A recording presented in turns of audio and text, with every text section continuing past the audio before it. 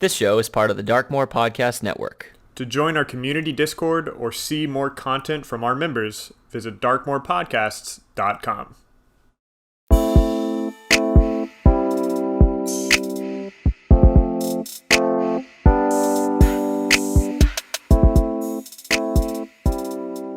In today's episode, we discuss narrative encounters, the gradients of evil, and asking the question, should you nerf Counterspell? This is the DM Shower Thoughts. Welcome back.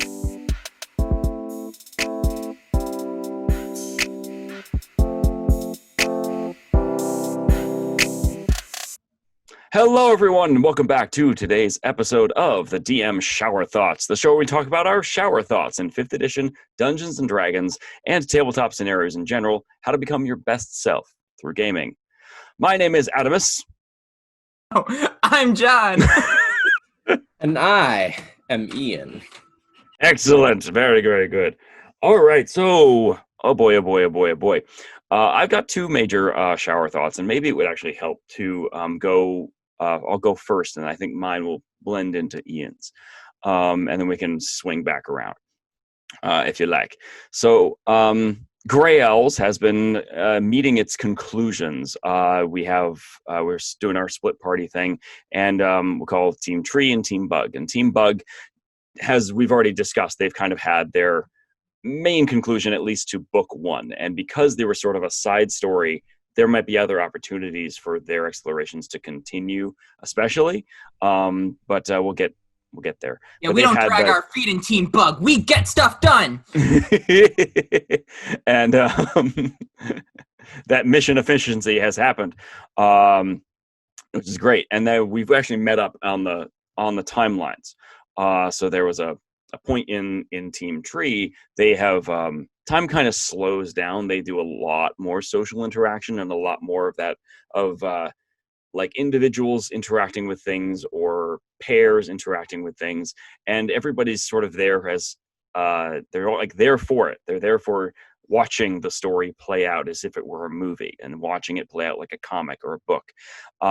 And they're all for that. But then they like come back together and they don't metagame, and then they like sometimes don't tell each other things. So they're always moving with their secrets, which then add time to a session, but also adds energy in different ways.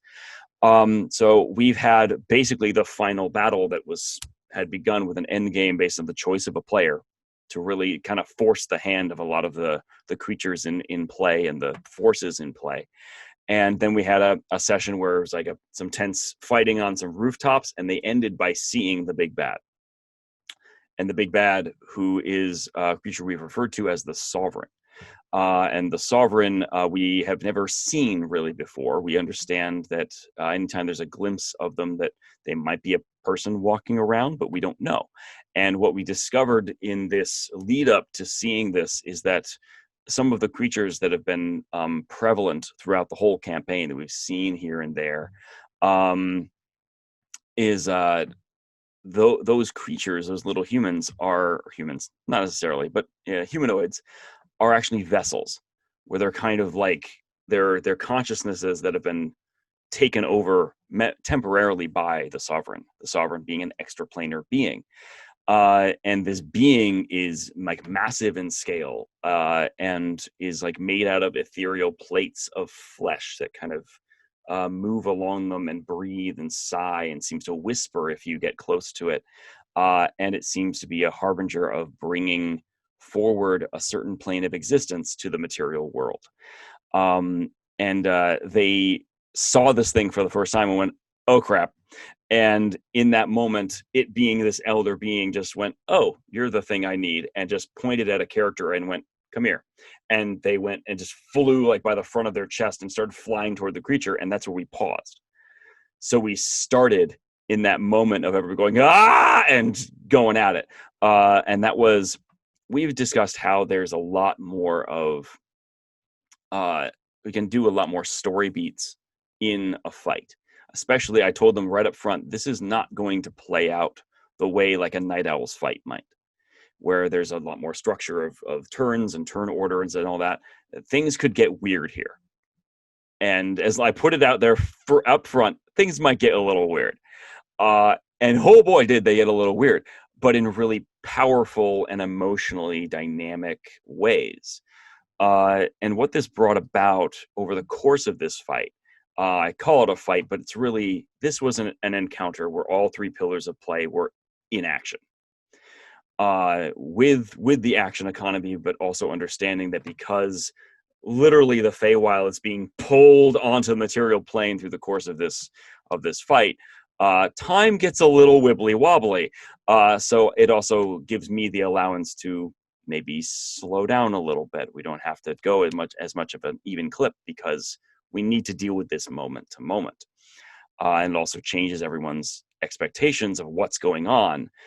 And so many of the party, I dare say all of the party, were there for that. They all came in expecting a sense of mysticism to what's happening. Grails is an information-heavy campaign, and information is currency and weaponry, and no one knows everything. And from building up that expectation to how the game plays out, they have done very little research and haven't had a lot of opportunities to understand the nature of the sovereign. They don't know what this thing is.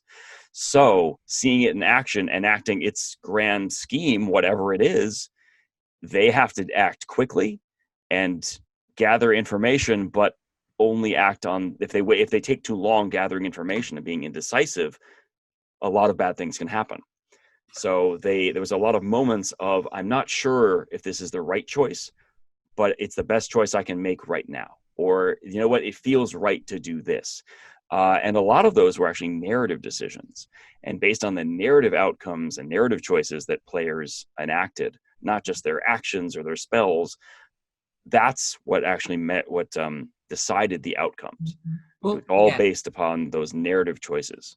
Before you get too far away from it, because I do want to you just like dropped a really super helpful tool I wish DMs would use a lot more, which is like pre-framing if you have more of a narrative encounter that has combat in it.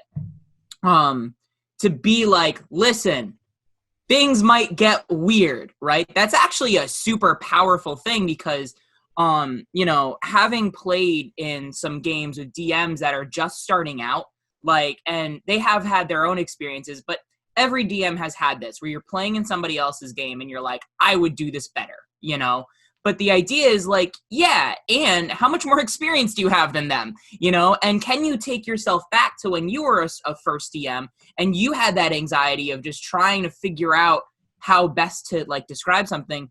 One of the things even is map minutia.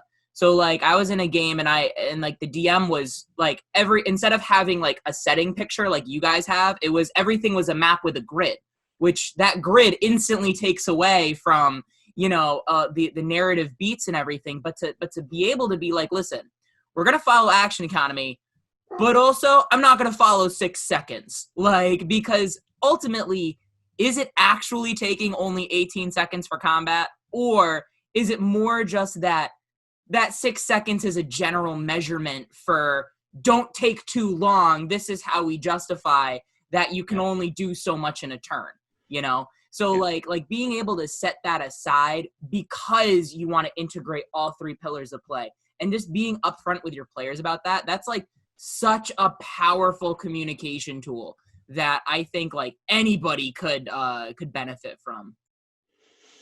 It was in pre-framing that, I think it also opened the door for, instead of us getting into the framework of we're going to do the fight and then we're going to do all the social stuff, it's let's hurry up and finish the fight so that we can do all the social stuff. It's that all of these can be active in the same space for this thing, as long as we allow ourselves to recognize this can get a little wonky. And that's okay. We did joke a little bit at each new round that, oh boy, everybody, it's only been 18 seconds. And then we went, no, it hasn't. It's very clear that this has been taking, this intense thing has been taking a bit more than that. And we can still do it beat by beat. You made these decisions and you saw these happen in this very quick succession, but still, that's not 18 seconds.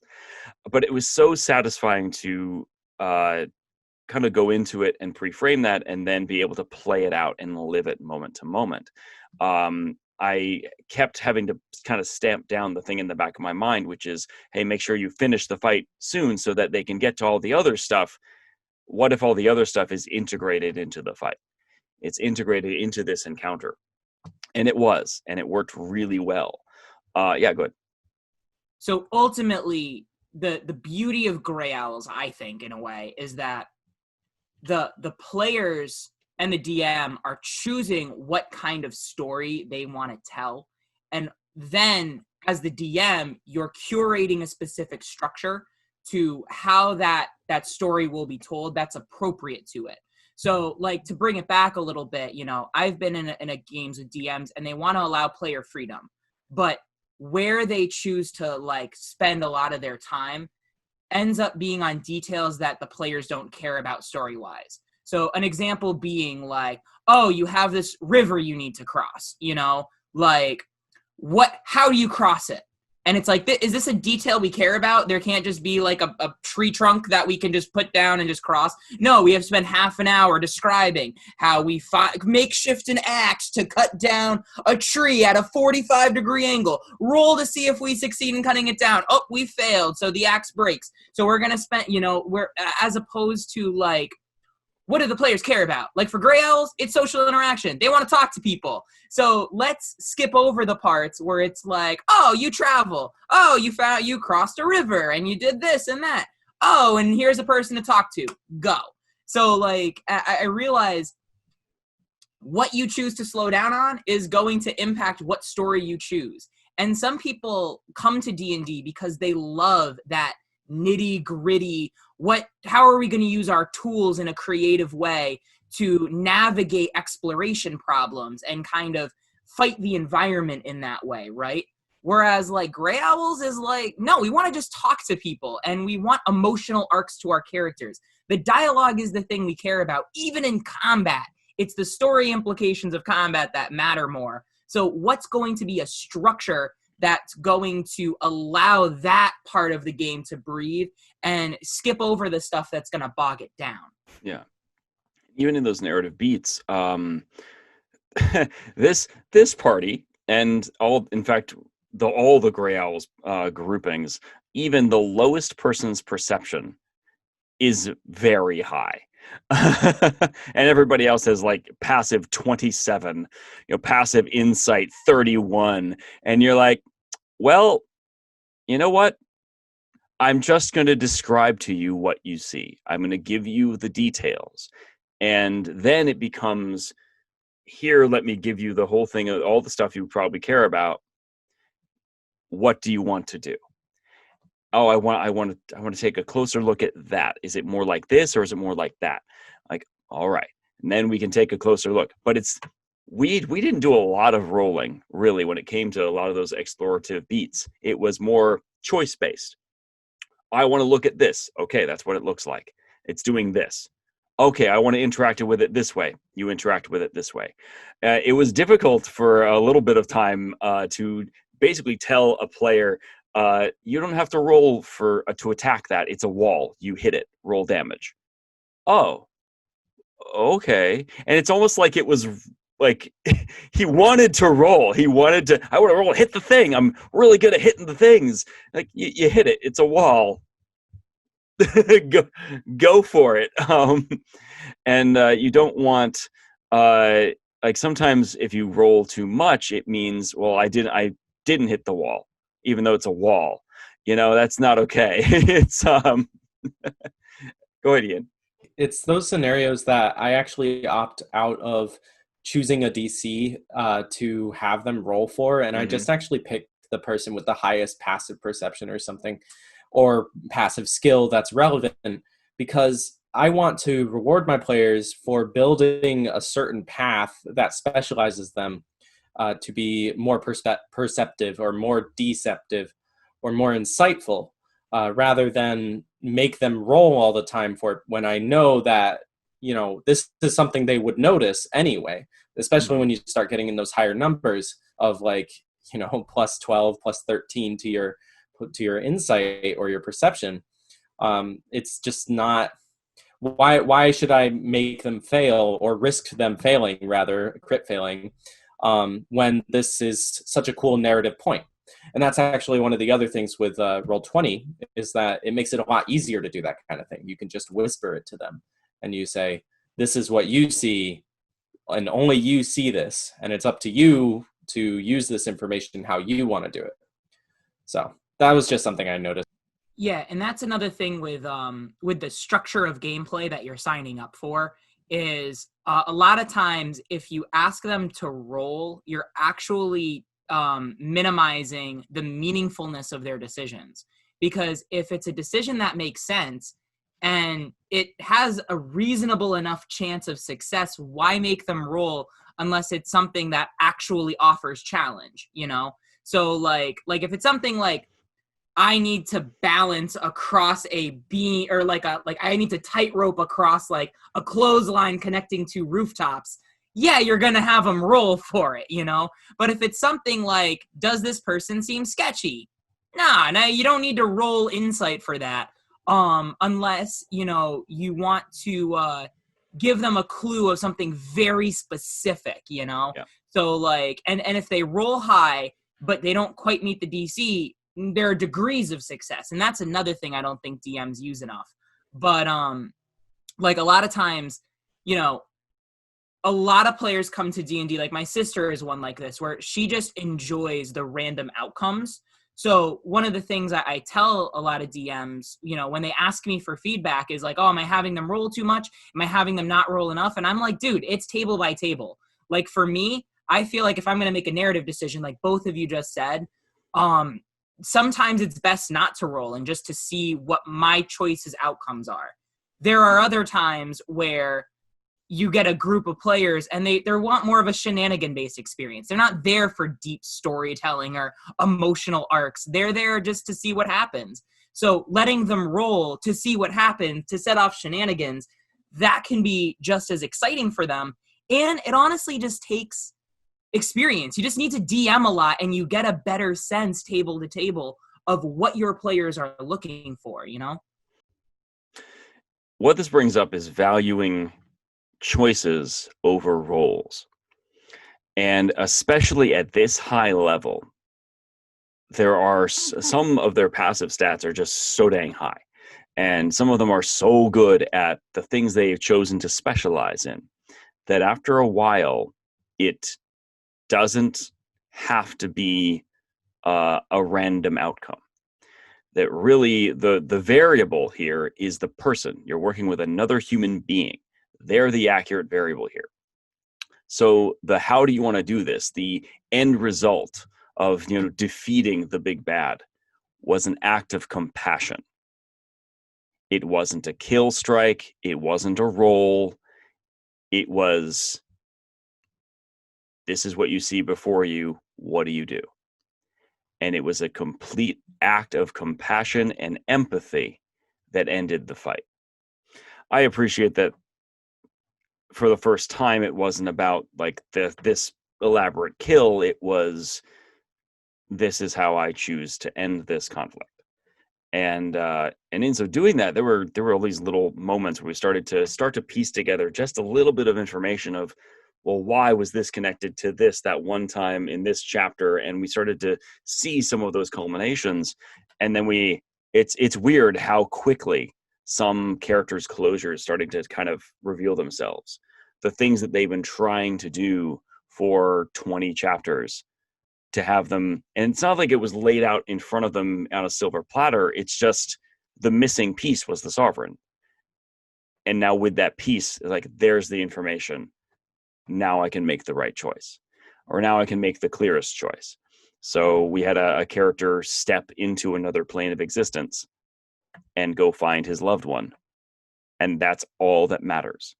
So it doesn't matter his quest for vengeance. It doesn't matter who wronged him this way. It doesn't matter. All the information that he's gathered at this point has led him to this point, and he can go be with his loved one. And that's all that matters. And that's perfect. What an amazing end, an appropriate end for that character. And I adore that they just it wasn't even a question. There was no big tearful goodbye. It was there's my purpose. Boom. And it was such a cinematically simple thing. And when you think back on a full campaign and where all those choice points have gone and moved to this point, you look back and go, there are a couple ways that could have gone, but seeing how it's played out now, this feels right. And that's, I think, one of the coolest things about Gray Owls as a whole. Like, I have been doing a lot of reflection on it and a lot of preparation for book 2 for the next campaign. What can I do better? How can I set things up better? At the more transitional points, how can I make the setting easier for the players? How can we get to that lightning in the bottle faster? And all of that still doesn't cheapen the worth, the value of the campaign as a whole and the story that has played out. Which brings me to one more thought about it, is the sense that if I'm writing this down like a story, which I've started, if there were certain beats that didn't quite settle or felt rushed in the frame of a play, of a game, I could take more time with them to make sure that the ludonarrative harmony is you take a little bit more time. We also witnessed the birth of a deity. Quetzalcoatl is now a creature in the pantheon and has returned dragons to the world, which is another fulfillment for another character, which will have impacts moving forward to the next campaign. So we've out of the 6 characters in Team Tree at this moment in time, 4 have really found their closure. And there's just a couple more things to deal with the ones that are really embedded in the social structures of the city. But the city, one of the other airships was wreaking havoc. It just got blown up by Daystar Mark III. The Brood have just erupted through the city, and Team Bug was able to come to the rescue of Team Tree. And now we're just entering into the denouement of the last little bits of it's like the last 10 minutes of an epic episode or a film, just trying to wrap up all the little pieces, and then we'll have this really cool epilogue where we all meet together and say, like, this is what I do now. And I can't wait for it. It feels really good to just come to a conclusion, no matter what the conclusion was going to be, to know that we've hit it. We've found the close in a way. And then the epilogue will allow that closure to it all. And an opportunity for everybody to like see each other again. Like, hey, why is Solomon happy? Or why does Solomon have emotions? What's wrong with him? So, it's cool to notice on all of this, everybody had brought up, especially this morning as they're all recovered and put out messages and whatnot, of they appreciate that this campaign has remained gray. It's remained very gray. That everybody has their own motivations. There are, but especially for Team Tree. Team Tree has a lot more gray than Team Bug, I think, just in how things have transcended and the tangents that we've decided to move toward, the trajectory. Bug is definitely the good guys. The trajectory of the campaign. But Tree has remained the gray cloak and dagger, and they almost as if they're still acting upon some of their secrets, even if people know things, is really interesting. And because they don't know everything, and once they reveal certain motivations, they're like, I feel empathy for this person. I understand why they did what they did. So I'm not going to hold a grudge. However, it still hurts, or it's still difficult. It's still challenging. And they're there for that challenge. In the other frame, I'm starting to build up momentum toward the next season of Night Owls, where I'm allowing for characters to be evil. And that is a whole other can of worms, where people are getting really excited about playing on the dark side, if you will. or making characters that are neutral evil or lawful evil or even chaotic evil. And what does that do to the party composition? What will that do moving forward with their various missions? And that's going to be really interesting. Evil characters and evil campaigns are really interesting because everybody wants to do it until you actually do it, and at least on like Reddit and stuff. It's an interesting idea because there are so many. The classical idea of D&D is that all players are inherently good, and all player characters are inherently good because it's supposed to be a story about heroes, or at least that's what it was envisioned as before. So when you try to create an evil campaign, you're really going against the grind and the tradition that's been set by generations of D&D players, which is, it's not a bad thing or whatever for a campaign to be evil. It's just you have to go about it the right way, where you're doing evil things, but they're good for you, or you're doing evil things and they're good for the party, or something. The party has its own goals and they just happen to involve, dominating the entire world. So it's interesting because I have a campaign right now where there's actually two overarching threats that are basically world ending. One is from a necromancer who was long, I guess, asleep or inert, because he's got like mastery of necromancy and he becomes a demi-lich, or at least a demi-lich, I should say. And there's the threat of him being resurrected to unleash a wave of necromancy and undead upon the world. And then the other threat is the actual counter threat to that, which is the contingency plan by Kelemvor, that when and if this necromancer should be resurrected, that there would be a purge, basically, a purification of the whole land, where pretty much all sentient life would be wiped out and it would all start over, basically a flood concept. And so the party at level 4 has found themselves in this scenario where they have about 40 days to avert disaster. And I think it's really interesting because I had initially planned for them to go and defeat this necromancer guy because he's evil and avert disaster that way. But they're also thinking about their own survival. They're thinking one of the options is maybe we should side with the necromancer and just go kill a god. And I was like, oh, I guess that's an option. And I was dumbstruck because I was like, this feels like a pretty straightforward, reasoning to go and kill this necromancer is probably a lot easier than killing a god. Especially when the lowest servants of this god are devas, and you guys are level 4, and devas are CR 10. Yeah. So to try and do that is just, it seems impossible. It seems so far-fetched to me that I can't imagine the party choosing that.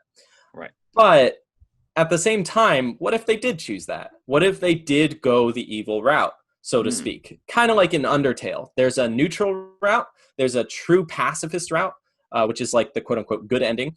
And then there's the genocide route where you just kill everything. And you also get story out of that. So why couldn't I do that as a DM? Why can't I come up with some sort of narrative that lends itself to an evil campaign? Now, I should preface this with the party has decided that it's less likely they're going to join the necromancer, because if the necromancer, in their eyes, is chaotic evil, then he'll probably backstab them. So there's not a lot of wiggle room there. So they've actually been thinking of their own contingency, which is to run away to a different plane and go to the Shadowfell or the Feywild. And there's been discussion about how time works and things like that. But so with this, that brings me to my shower thought, which is, what should a DM do when the party wants to do an evil campaign and fully intends to make evil decisions? Should you try and run the good campaign anyway and just have everything go horribly wrong for them? Or, which I don't think you should do, by the way, or can you come up with the dark side of your predetermined plot, or arc, rather, when you haven't done that already? So, yeah. Adam? So, right before even you start, if you want to run an evil campaign, or an evilish campaign, dark campaign, I don't know, evil.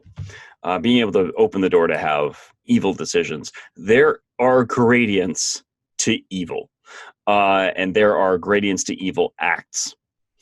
And something you want to make sure that you put out upfront, just like we do with our social contracts, is how much is too much. And like we're like at my table, we are not doing torture. Just get past that right now. We're not doing that. We're not doing like certain forms of very distinct physical abuse. We're not going to do that. Like there's just, or if there is torture, it's on off screen. It's not something we're going to play out here where I rob you of your control, you know? It's just, and that's just to maintain the comfort level at my table. Because you want to make sure that those social expectations, those social boundaries especially, are still respected. And you can still make terrible decisions that are horrible and gross and gory and awful, but also there can be a frame of, you can make it kind of lighthearted even if you go that dark way. And that can be part of your social contract, that it doesn't have to be an evil campaign, also doesn't have to be emotionally dark and depressing and terrible.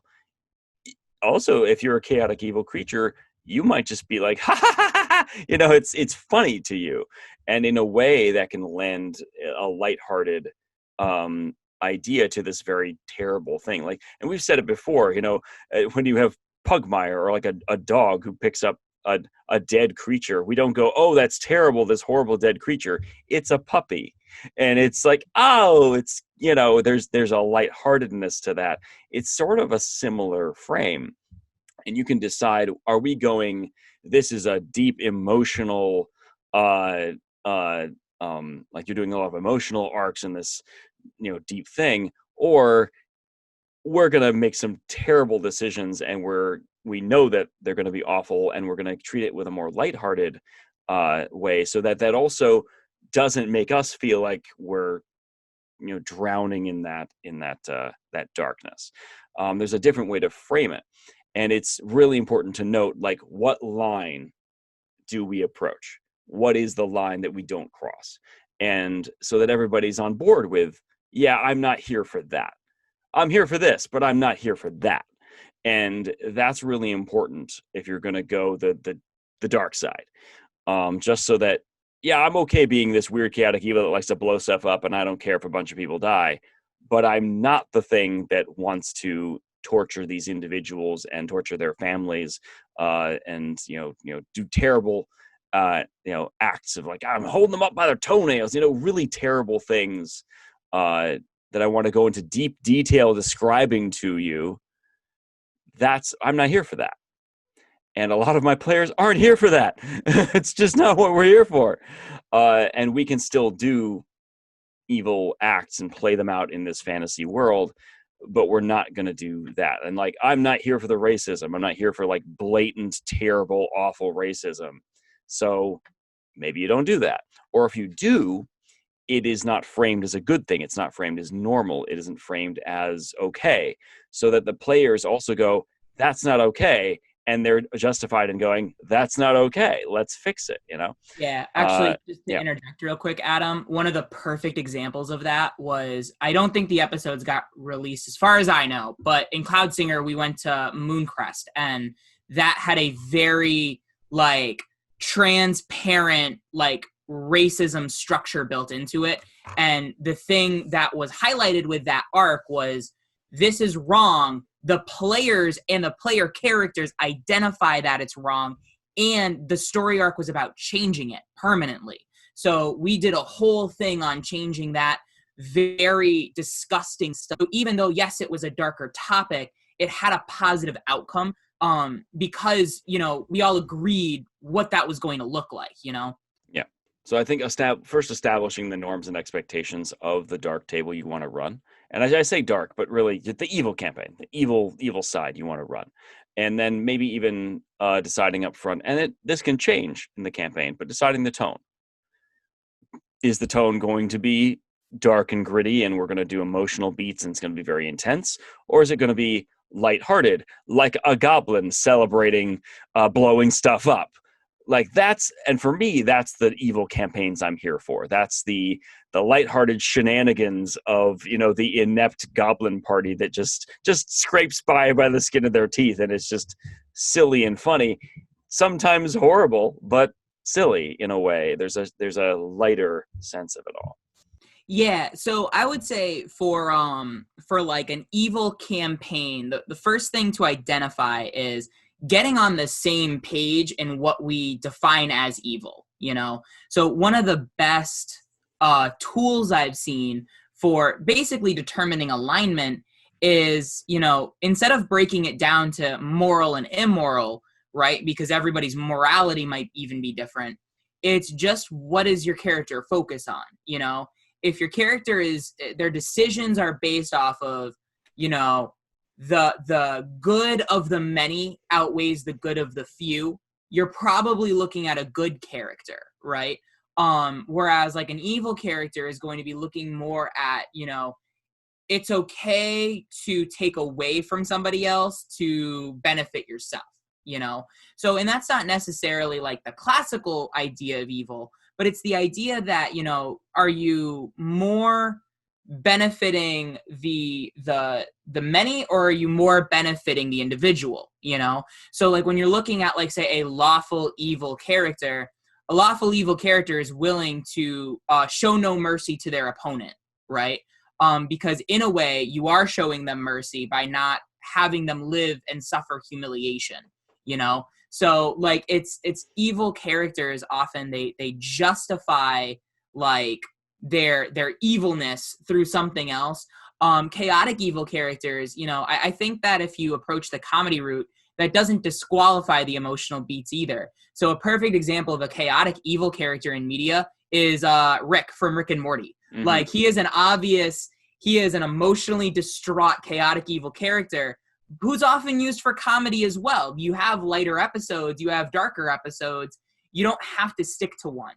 But I think that the boundary thing is a really excellent thing to put up front, which is, first, if you're planning on running an evil campaign, you have to answer some of those questions first. What does evil look like? What are we okay with? What are we not okay with?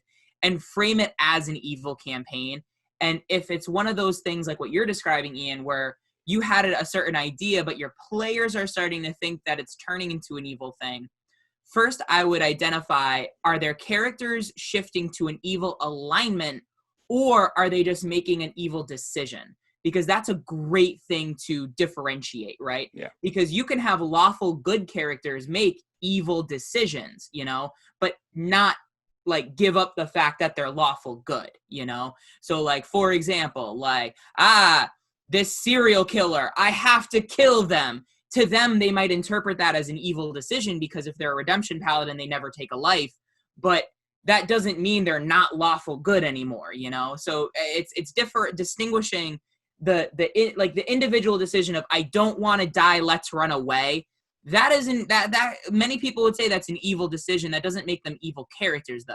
Now you've got to decide, though, how many evil decisions do you make before you're an evil character, Right. Like what are the ways that what's that definition, But definitely one, like to Adam's point about, there are certain lines we don't cross. There are tools to help very clearly identify that. So there's actually like I think it's a PDF, but it's basically a checklist of check off the things you're uncomfortable with. And I've heard both criticism and praise. There we go. It took me forever to figure that out. Praise and criticism for it, because there's some stuff on there like bugs, right?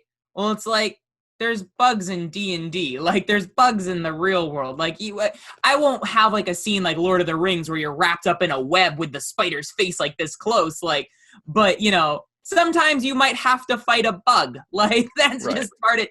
But like being able to identify that up front, might even be able to identify this might not be the game for you because there's bugs in this world, Mm-hmm. But there's other things on that like torture and a lot more explicit evil topics that can come up. And by getting on the same page of what we're willing to explore and what we're willing to not explore, that really helps guide your evil campaign. But the biggest thing with, I think, because a lot of DMs report that their evil campaigns really just fall to infighting. And I've seen that before too. You know, Adam, one time I ran your young adult group and they all decided to make evil characters for a one shot. They ended up betraying each other and getting picked off one at a time, and that ended in a TPK. Yeah. Like, you can sometimes identify, again, the gradients of evil. So it's, you know, we're playing evil characters and we made an evil decision, but what's the greater evil? And are we going to be a lesser evil? You know, I think that's another way to kind of help it, like help you navigate how to set it up from a structural perspective. Yeah. The best, let's see, the best kind of radio drama, if you can call it that, it was on YouTube instead, from produced by Dropout, I think. And it featured a whole bunch of prominent figures in the voice acting community, as well as like around the Critical Role adjacent area. And I forget what it's called too. It's probably going to bother me. But they ran a like something like The Blood Keep or something like that, where it was essentially Lord of the Rings. It was essentially the Lord of the Rings without copyright, where you had like a Dark Master, and it was them reacting to what happened at the fall of Sauron, at literally the end of Return of the King. Spoiler alert. And like what happens when the Dark Master disappears, and it's all the minions interacting in the castle and then going, wait, we have to go get the crown back because the crown was stolen by, you know, the little halflings. Quick, go stop the halflings. And it's them being sort of inept and silly as they kind of clash and bumble over each other, trying to go get the crown.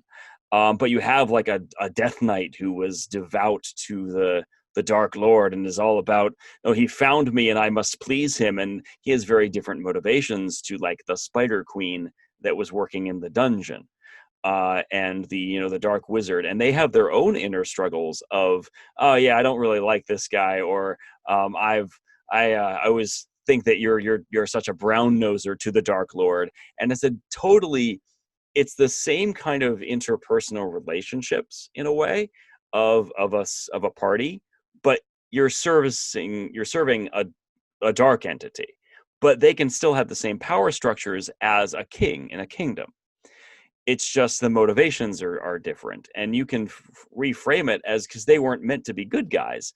They know, but they could enjoy their work. You could have an alchemist that really enjoys making terrible potions, terrible from our sensibilities, but amazing and beautiful from theirs. And perspective can define their own reality. So it shouldn't devolve into infighting if they also come from a structure. So they have like a captain, or they have like a beastmaster who, instead of summoning beasts, he's summoning like extraplanar shadow demons, but he calls them like Mr. Fluffy. And it's like, these are, and when they get hurt, they go, no, they care about their pets. And it's not that everything is grim and terrible. It's just the lens, the mirror is the other way. It was really funny. It was played for comedy, but also all the characters are doing, from our perspective, evil actions, but from theirs, they're just doing their job, and they're just trying to serve the Dark Lord, who saved them from adversity or gave them a purpose, or they can have motivations in service to that entity. And then it comes into, if you had a good faction in your campaign that had a certain goal, what would happen if you had the antithesis of that? And what if you had, a dark army? What is the dark army's purpose? What is their goal? What are they trying to do? And by defining those things, that also allows you to make little missions for who, what the party can do. Is the party an elite team of thieves or conquerors, or are they the C squad? And the A and B squads got wrecked, and now it's just the C squad, and you got to figure it out. There's a lot of possibility there, from a narrative standpoint, especially if you start framing it as this is a kingdom structure, or this is a this is a faction, and the faction has goals and benefits and dental, I don't know. But then they're all working together. They can still have their little quips with each other, but in the end, their end goal or their end allegiance is the same. Then you shouldn't have the same infighting. Yeah, I think that the key thing that you identified with your specific situation, Ian, is that your players are at a choice point right now where, in their perspective, there are two evil forces that are going to fight each other. And although, like alignment perspective, Devas and Kalimvor aren't considered evil, from a decision perspective, again, they're basically fighting against two evil forces, because I'm sorry, but wiping out an entire continent is an evil decision. Destroying all sentient life is an evil decision. Or is it for the greater good?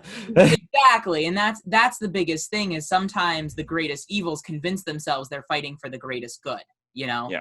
But, they're basically thinking through an evil decision. That doesn't mean they're going to start an evil campaign unless that evil decision is to start following the orders of a necromancer, And I mean, it could even be a thing where they're trying to be the man on the inside, where they're like trying to be almost like a double agent to like understand how the necromancer thinks, but then you have to think through, does he have detect thoughts so that he kind of understands what they're trying to do? And giving them a clear out as well of like a Kobayashi Maru. Like, you don't necessarily have to follow Kalimvor, but you don't have to follow the necromancer. And by choosing a third option, that does not make you evil, So that could be a solution as well. But you just want to present that to them clearly so that they're not stuck in, these are our only two options. What are we going to pick so our characters don't die? I really do think it comes back to just clear communication of, I've thought through what you guys have said. I know that as players, you're considering this. Even as characters, you might be considering this. Let me clearly establish a third option. And if you guys are interested in exploring an evil campaign, please let me know, because as a DM, I'm going to have to restructure our campaign story arc. So honestly, it just comes down to, hey, you guys running away to the Shadowfell, to let you know, that's an evil decision. Like, that's not something that's going to end up with a positive outcome, So, and sometimes players, they don't know that. Like, yeah. I'm thinking back to Monday campaign 2. When was it that our party realized that gagging the princess may not have been a good action? Like, all of a sudden it was like, wait a minute, that wasn't a good thing. Like, it was. Yeah, that was a weird day. And like, and even describing like because one of the players even said like, as the DM, you seem kind of antagonistic. And I said, no, let's walk through the chain of events together. Sometimes your players just need, let's walk through everything together and show consequence to consequence, like how it got this bad, Mm-hmm. And sometimes they just don't know, either because they're tired or they're keying in on the wrong details, There's a lot of ways that the communication, by trying to be narrative and trying to, convey this story arc, the actual clarity of what decisions we have to make kind of, like it kind of takes a turn. I was just going to say that these are kind of things that I've considered is if it's going to become an evil campaign, there needs to be a unifying goal. I don't want any infighting. And they need to be aware of the consequences of their actions, like that they are, in fact, making evil decisions or something. And so I think that's really interesting, because that sets me up a little bit more with that acceptance of those like terms, basically the terms of agreement, that this is the road we're going. That allows me to start looking also at other evil stories, basically. So one of them could be to look for is in the Elder Scrolls with the Dark Brotherhood. When the player character chooses to join the Dark Brotherhood, they're an assassin, and they're going to go and do an assassin work. Lots of jobs, lots of money, and death isn't a big deal. And it's like, okay, great. But it's not just that, right? Like those deaths will have impacts on society as a whole. And so, but what's also interesting is that we were talking about, evil campaign is really just a good campaign through a different lens. It's kind of like that in the Dark Brotherhood too, because all of the Dark Brotherhood members are all really friendly and they like you, and they're always being like, "Oh, hail, brother! It's nice to see you again," and all that stuff.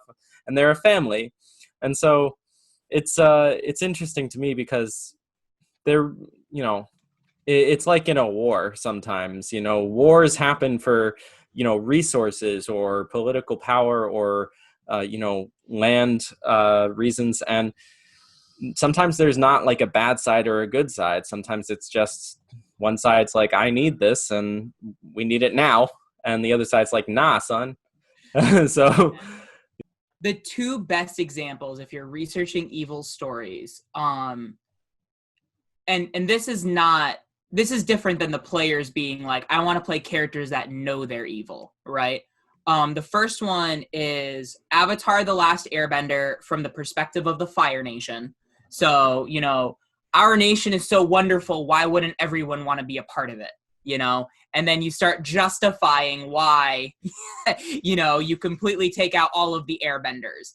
Like that is such a perfect story. If you think it through as like, as the emperor, I'm creating an empire to spread our wealth and prosperity, which also means destroying everybody in my path. But, all of a sudden that can kind of change. And you don't necessarily have to be a slave to a higher power, although that is an option. Sometimes it's your ambition, is the thing that the party is unified by. So, another really good example is Code Geass. Just if you're into anime, that's another really good example of, we have this ambition and it starts off with us trying to destroy a greater evil. And what it ends up being is we start to look like the thing we're fighting, Yeah. And then another really good example of kind of an evil character, again, is Rick and Morty. Like eventually you realize how evil those characters start getting, and whether or not they recognize it. Like one of the, dare I say, like magnetic qualities about Rick Sanchez as a character is he's not trying to pretend that he's of a higher good or anything. He's a nihilistic son of a bee. And he's so open about it and so honest about it. You can't help but kind of like the guy. My mom doesn't like him, but I kind of like him. But it's that idea of like, it's, I know I'm a bad person, but you know what? Your delusions make you a worse person. So at least I admit that I'm terrible. You're sitting there lying to yourself, thinking that you're a good guy. Yeah. So sometimes you can explore interesting parts of your personality when you start to play characters like that.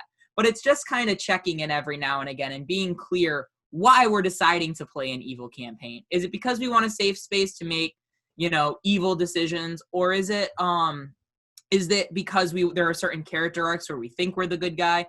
I will say every evil character I've tried to play besides Alucard, I have ended up not liking them, and I've ended up retiring them early. So it's not going to be for everyone too. Although Gray Owls, because that was how we started this, I peeked over at character sheets, and there were times it would say evil as an alignment, but they weren't really evil. They were just, again, willing to do evil things to further their ambitions. And I actually probably wouldn't call them necessarily evil. I'd call them neutral. Yeah. But sometimes by putting a certain alignment, it will help kind of guide your decisions. So like Solomon's alignment was true neutral, but if you actually look back to his decisions, he was lawful good. Yep. So sometimes the alignment you write down isn't the same as the alignment of the decisions that you end up making and end up defining your character. Yeah, I think that gives me a lot to think about in considering this campaign. Again, I don't think they're going to be like looking to align with either side. I think they're just looking for what the best possible outcome is, and what actions will lead to that, which I think the outcome is actually just the least loss of life, or at least their own survival. Because again, level 4, they kind of just stumbled into this cosmic, it's like a cosmic good versus cosmic evil, war that is imminent. And it would kind of suck to just to be level 4 in that scenario. Mhm. So that's why obviously I don't intend on having them level 4 and fighting a Demi-Lich or fighting a Deva or whatever. It is interesting though, because it starts to ask really good questions, which is, how does a level 4 character play into a cosmological conflict? So when you're telling me all this stuff, Ian, it's like a really exciting premise. I frankly don't think a lot of DMs have the gusto to actually try to pull off. Yeah, and it's just, I think what it really comes down to then is that, combat mechanics, like, you can't fight like a Demi-Lich at level 4, and that's like the biggest problem. But otherwise, story-wise, yeah, you could probably pull something off. If you have them gather a bunch of casters, like we were talking about earlier, maybe they could pull off some sort of 10th level spell or whatever through ritual, and stop this from happening in general. Yeah, there's a ritual that somehow decreases the Demi-Lich's power. So you're not fighting him at full strength, but their role to play is to fight him, So that's like an example of how you can take a cosmological conflict. There are other factors in play, but you still get the same cosmological stakes without cosmological combat, Yeah, absolutely. Speaking of combat, okay, so I have a thought, and it's a thought that doesn't have necessarily a solution in my own head, which is why I'm again bringing it to you, the gentleman. Is a thought. Yes, a thought is as I've had a lot more opportunities to play, like we've been talking, there have been a lot of campaigns that have been sort of closing. So like Night Owl Season 3 had 2 level 20 conflicts, at least. It's 3 actually, level 20 conflicts. And then Grey Owls has had some level 20 conflicts. And as we go through this and we're adopting that all whatever, like a 3-act battle system or 4 or 5-act battle system, as you start to try, and when we were exploring legendary resistances and legendary actions and trying to kind of make those more satisfying and dynamic and energized, rather than just I succeed. And how does that work? Now, being on the other end of that, of being the DM, a thought occurred, and I don't agree with the complete language of it. The first thought was, Counterspell feels the same as a legendary resistance on the other side.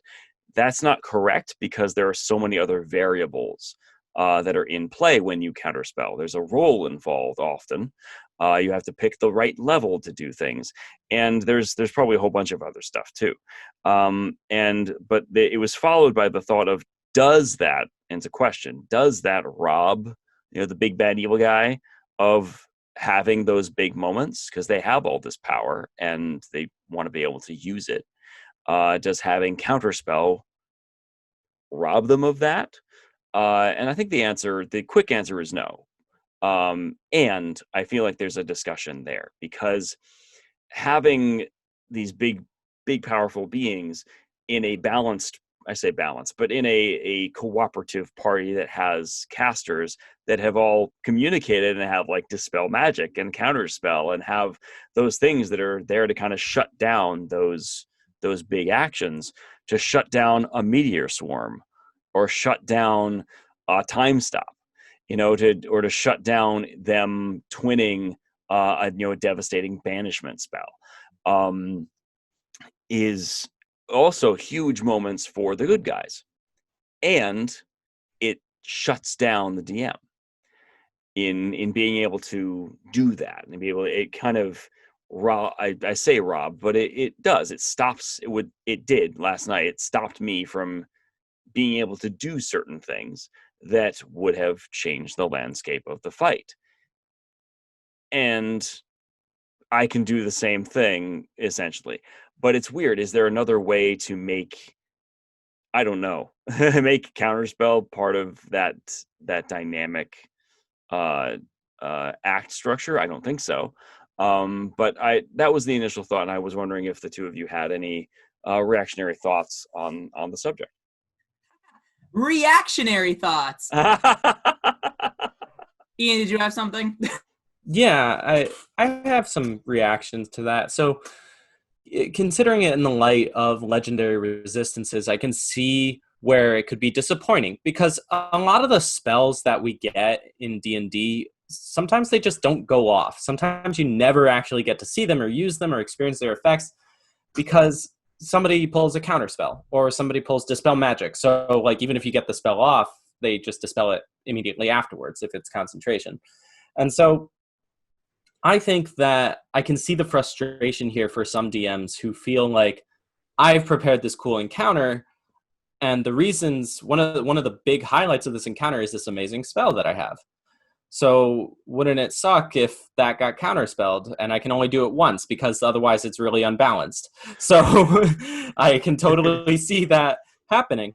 For me, because counterspell can be used on both sides, it doesn't make it like legendary resistance, where you can just say no, of course, and you have to roll for it. So there's a chance to fail, a chance to succeed. I would say to augment the probability of it going off, or at least having something interesting happen like that, I personally would just raise the counterspell DC, because technically speaking, there's a DC for counterspell, and it's the level of the spell plus 10. But if it's one of those scenarios where you're like, and you kind of have to be upfront with the players about this in advance, because otherwise they'll be like, well, why didn't it work? I rolled a 20, or rolled a 19, which is the highest you can go. You're like, well, there's, in the interest of storytelling, I was hoping to get this spell off. You have a chance to block it. I'm just increasing the DC. Now, I don't recall if your spell casting modifier is added to counterspell. Yes, your spellcasting modifier is added, but not the spell attack bonus. Right. For Jack of all trades, because it is an ability check, Jack of all trades can be added to that. So the bards especially are counterspelling really well.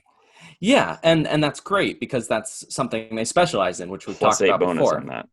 Yeah, so because it can get so high, as a plus 8, if you roll a 19, that'll be counterspell of 27. So why not adjust the DC? You know, it's a little controversial, I'll admit, just because of the way the rules are written for the spell. But if they can get up to 27, and there's a fair chance they'll have it, especially if they have advantage or something somehow, then Foresight. Yeah, with foresight, then why not adjust the DC? Why not make it a 20 DC or something? That way you can still have your chance for it to go off. They can still have their chance to counterspell it. And if it does go off, it'll be even cooler. Okay. So, Ian brought up a great point that I didn't consider, which is players can't use legendary resistances, right? Yeah. So this is something that everybody has access to, but people have been arguing about counterspell, especially in the past year, back and forth, and is it balanced? Is it unbalanced? Does it take away from epic moments? Does it add to storytelling? Does it add to excitement? Does it take away from excitement? The difference between counterspell and a legendary resistance is which side is getting affected, right? Mm-hmm. So legendary resistance has never been used to energize an encounter, right? Counterspell has. That's the first distinction. So, there are times where a player goes to cast Fireball, and let's say you're just like, I use a legendary resistance. That will always deflate the energy at the table, right?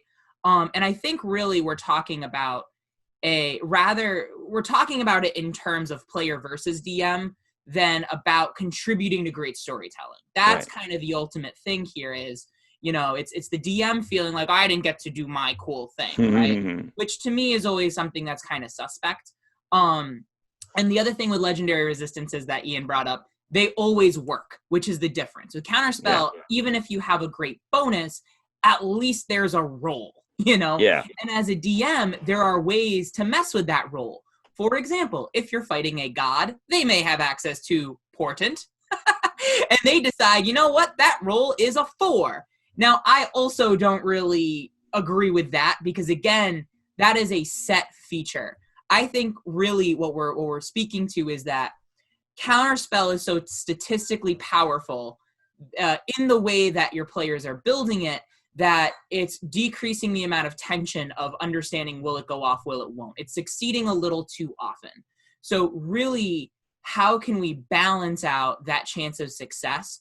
And my very first suggestion is to allow degrees of success, you know? So let's say you get a counter, you're casting Meteor Swarm, and you really want Meteor Swarm to go off, and, you know, your person rolls a 27 Counterspell.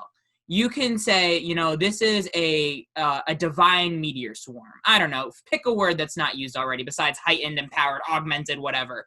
You know, your Counterspell works. So instead of doing 14d6, it does 6d6, you know? So it's like they notice the swarm of meteors coming and their Counterspell shuts off the portal early. It doesn't counter the entire spell, but it dampens it enough that the player can get the excitement of I did something, while you as the DM also get to showcase how bad it could be, you know?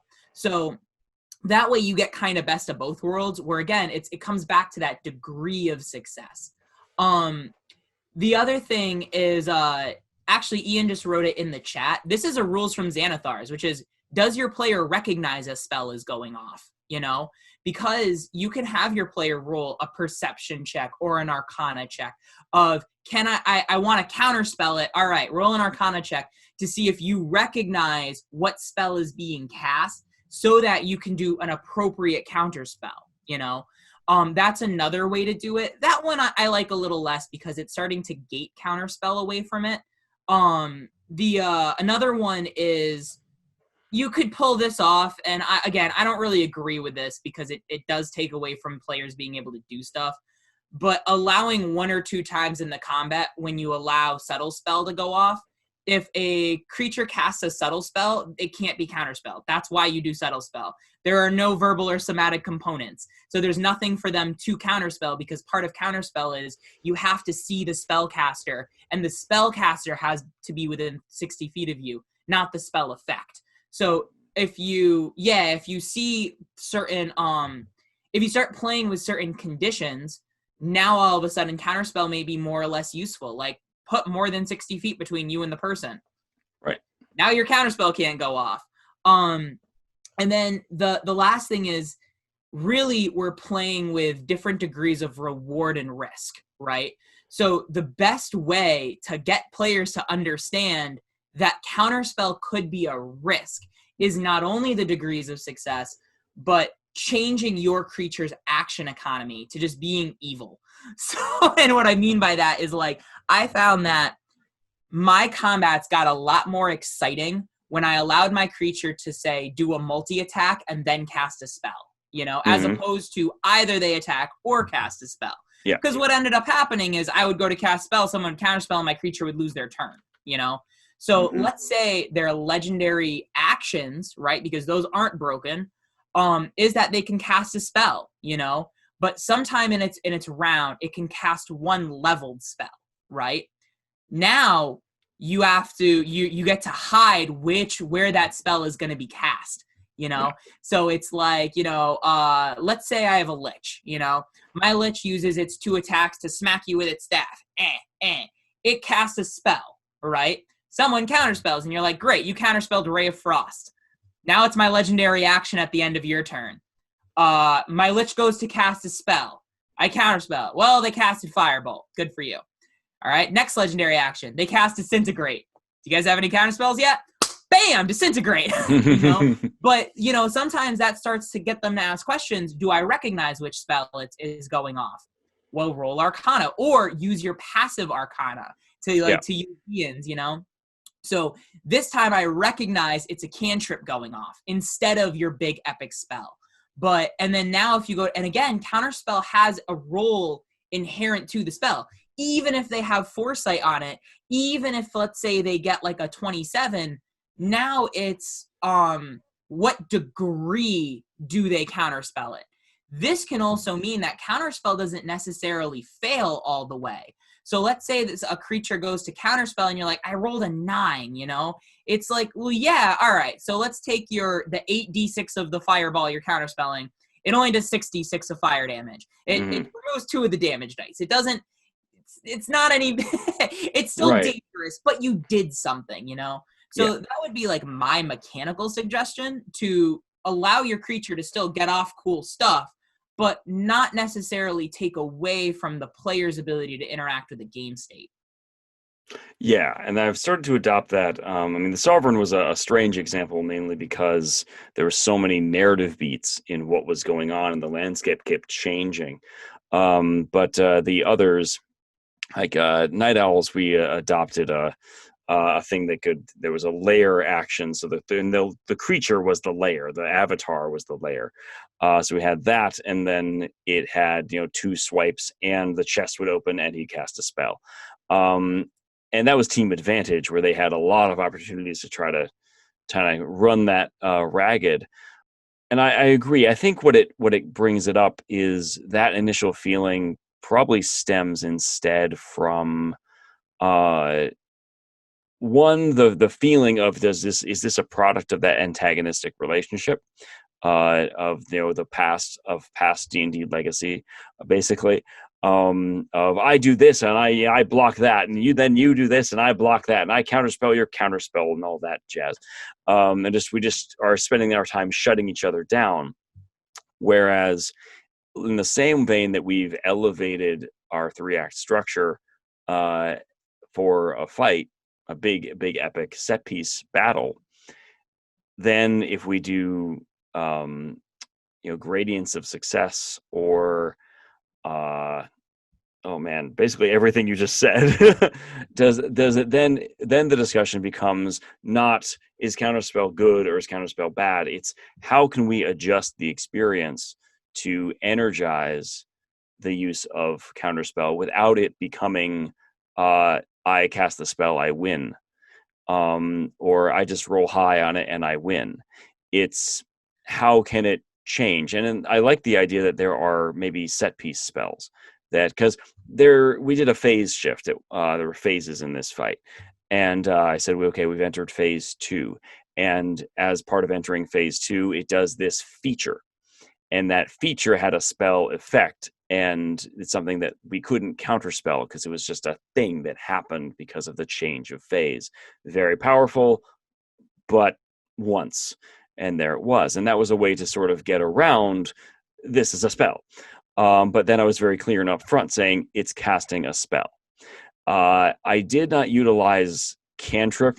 I say cantrip fakeouts. The idea that I'm casting a spell. Good job. You countered Eldritch Blast. You countered Firebolt. Nice job. There wasn't a lot of that because of all the narrative story beats, but I've done that before.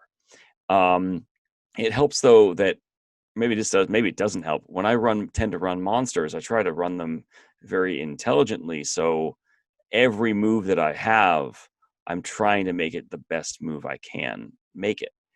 And automatically that probably sets me up for failure or difficulty, because people will counter some of those moves and counter them well enough that I don't even get them off. So maybe in a way, I need to upgrade my boss monsters just a bit more to say, okay, well, if say like they did a big spell and it was countered, they now learn to go, okay, what if I use a cantrip this time? Are they going to counter this? Are they going to counter this? Are they going to counter this? And then it makes a lot more sense to utilize a multi-attack and then a spell, because then they could still be nasty with their melee or their ranged attacks, and then their spell gets blocked, but they still are effective in whatever they're trying to do, or they're partially effective.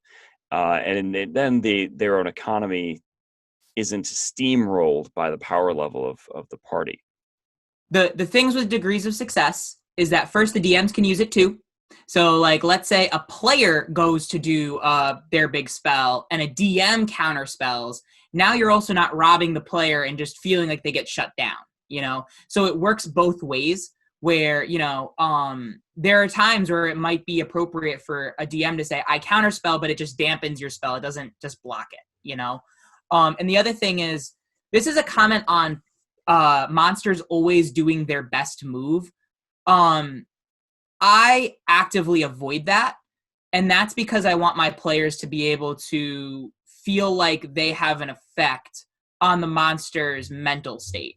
So like if a player taunts a monster, I don't do the best move. I do the human move, you know?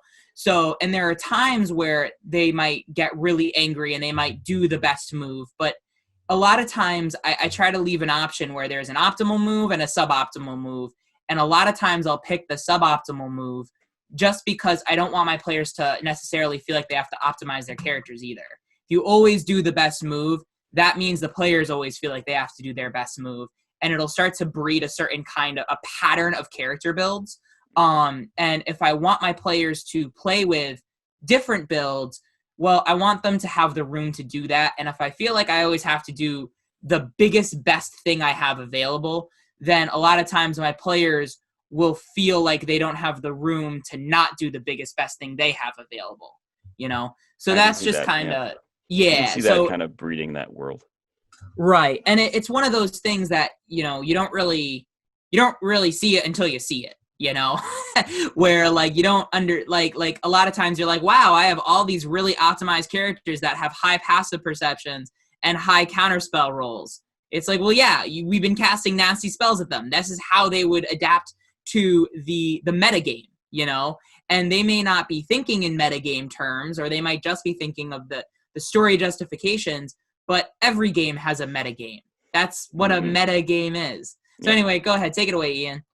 I was actually going to say, just as like a small side note, really, since we've said most of the cool things about it already, that it's interesting how when we come up with these intelligent NPCs or these intelligent encounters, monster encounters, creature encounters, that they kind of, not always, but there seems to be a pattern of turning things into Spellblades, which is a character archetype in a lot of RPGs where it's basically the paladin, or Sorkadin rather, where you hit something and then you cast a spell, and maybe you cast like an aura spell, and then next turn you cast a single target spell and also hit him with your sword and whap him.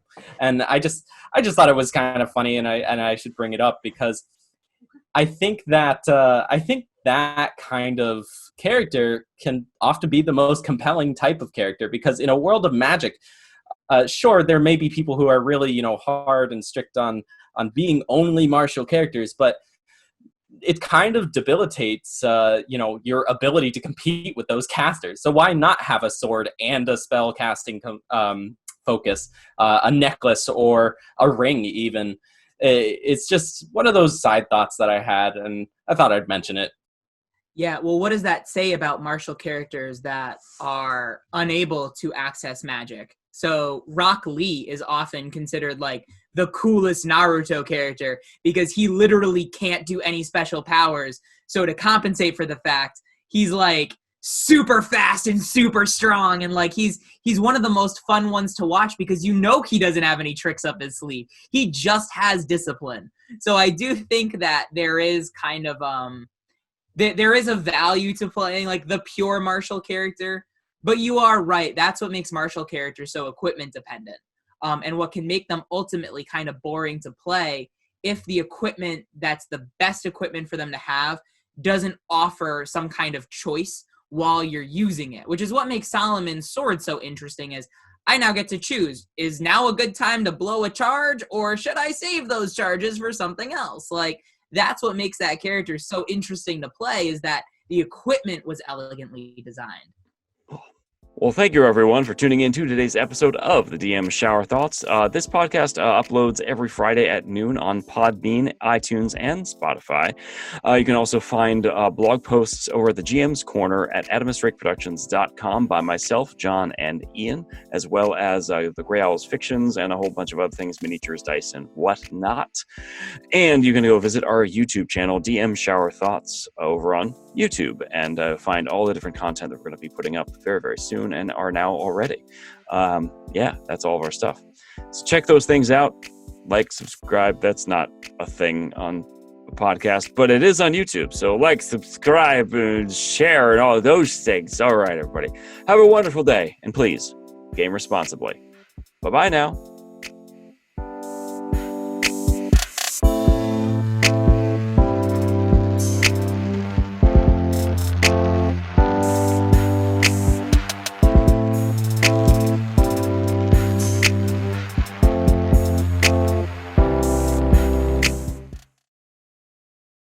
Games are fun to play. Whether it's chess, Mario Kart, or Dungeons & Dragons, we've all sat down to play a game with our friends before. But what is it that keeps us coming back to our favorites? How do developers craft the experiences that keep us this engaged? I'm Sully, host of the podcast Fun But Why. Join us as we talk to game industry professionals and break down the levels, mechanics, and design of their favorite gaming experiences. Fun But Why releases new episodes every Tuesday, wherever you get your podcasts.